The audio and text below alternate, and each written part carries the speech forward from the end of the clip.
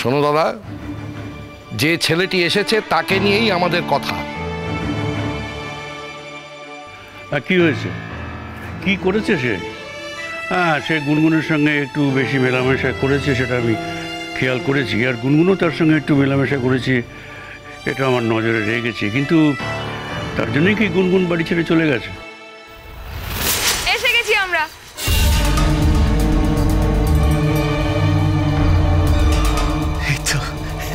এই তো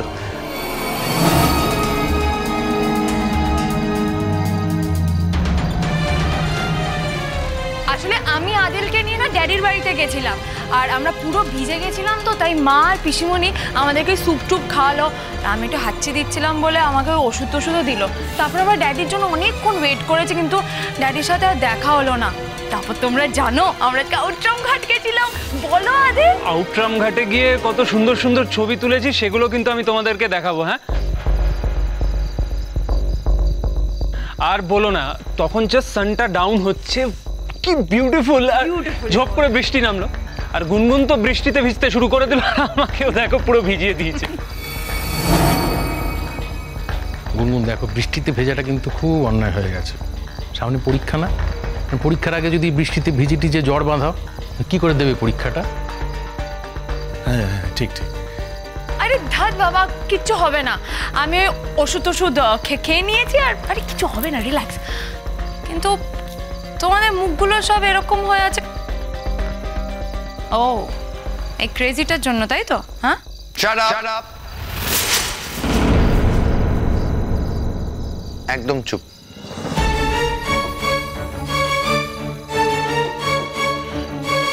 কি হয়েছে? হ্যাঁ, why the hell is he shouting at me? শোনো গুনগুন, তোমার জন্য না আমাদের এরকম রোজ রোজ কথা শুনতে ভালো লাগে না। এরপর থেকে যখন যেখানেই যাবে বাবা, তুমি অন্তত ভাবিনকে বলে যাও। কেন? ওকে কেন বলে যাবো আমি? ওকে আমার গার্জেন নাকি যে সব কথা ওকে বলে করতে হবে? হ্যাঁ, আমি তাই জানি। যদি তুমি আমায় নিজের গার্জেন না মনে করো, তাহলে তুমি এই বাড়িতে নাও থাকতে পারো। বলছি তো যে গুনগুনের ব্যাপারটা আজকে সমস্যা নয়। গুনগুনের সমস্যাটা পরে সমাধান করা যাবে। আজকে আদিলের ব্যাপার। আদিলের একটা পরিচয় আছে।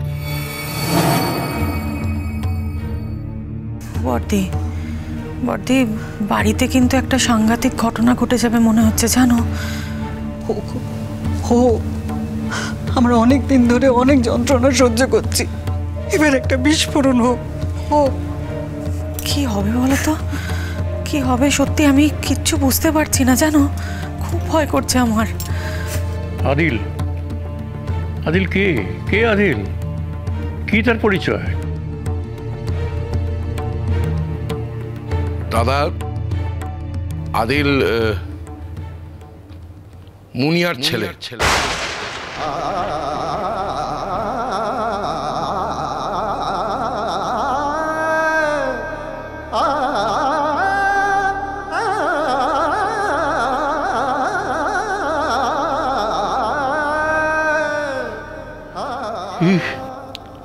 হ্যাঁ দাদা। বর্দা, তোমায় আগেই বলা হয়েছিল, যাই হোক তুমি রাগ করতে পারবে না। আর রাগ যদি কারোর উপরে করার হয়, আমার উপরে করো। আমি বাড়ির মেয়েটার সঙ্গে সারা জীবন সম্পর্ক ত্যাগ করতে পারিনি, কিছুতেই পারিনি সম্পর্ক ত্যাগ করতে। তার জন্য যদি আমাকে ত্যায্য পুত্র করো, করে দাও। তুমি আমাকে ঠকিয়েছো। এতগুলো দিন ধরে তুমি আমার সঙ্গে বিশ্বাসঘাতকতা করেছো।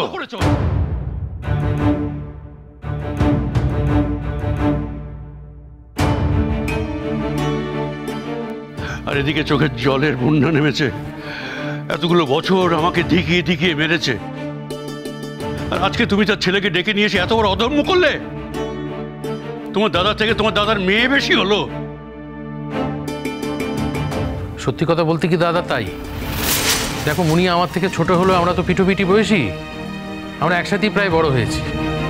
ও যত বন্ধুত্ব, যত ঝগড়া, যত আবদার, সব তো আমার সাথে ছিল। তোমরা ওকে ত্যাগ করতে পেরেছো, আমি পারিনি। এতগুলো বছর ধরে আমি যোগাযোগটা রেখেছি আর কি। মানে তোমরা তো একবারের জন্য জিজ্ঞেস করোনি মেয়েটা কেমন আছে, ও কি করছে, ওর খবর নিয়েছো কখনো? আমি পারিনি, আমি যোগাযোগ রেখেছি সব সময়। এত বড় অপমান, এত বড় অপমান তুমি আমাকে করেছো। বেশ বেশ, এ বাড়িতে থাকার প্রয়োজন আমার ফুরিয়ে গেছে, আমি বুঝতে পারছি।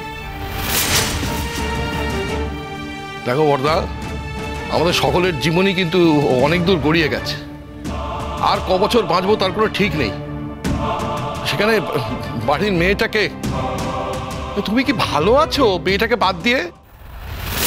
আমি কি জানি না তুমি কতটা কষ্ট পাচ্ছ? আমরা কোলে পিঠে নিয়ে বড় করেছি, আর সেই মেয়েটাকে, তাকে কি ক্ষমা করা যায় না? দেখো বর্দা, বাড়ির প্রথম মেয়ে, তাকে তুমি ছেড়ে দাও, ছেড়ে দাও, থামো থামো থামো তোমরা। আমি বুঝতে পারছি আমার প্রয়োজন এ বাড়িতে ফুরিয়ে এসছে। না বর্দা, তুমি এরকম অন্যায় কথা বললে তো হবে না। আমি আজ অন্যায় কথা বলছি? চিরটাকাল এই মানুষটা যা বলেছে ওনার তালে তাল মিলিয়েছে। প্রথম সন্তানকে ছেড়ে থাকার যে কি যন্ত্রণা সে মাই জানে, আর কেউ জানে না, কেউ না। আমি মানছি মেয়ে আমার অন্যায় করেছে, কিন্তু তাকে কি ক্ষমা করা যায় না? সে শুধু অন্যায় নয়, অধর্ম করেছে,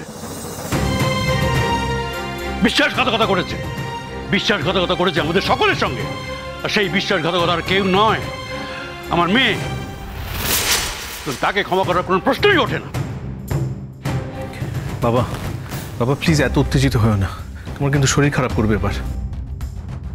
সবাই সবাই তোমরা চেয়েছো যে এইভাবে আমি পৃথিবী থেকে চলে যাই। দাদা, মুখে যা আসছে তাই বলে যাচ্ছ।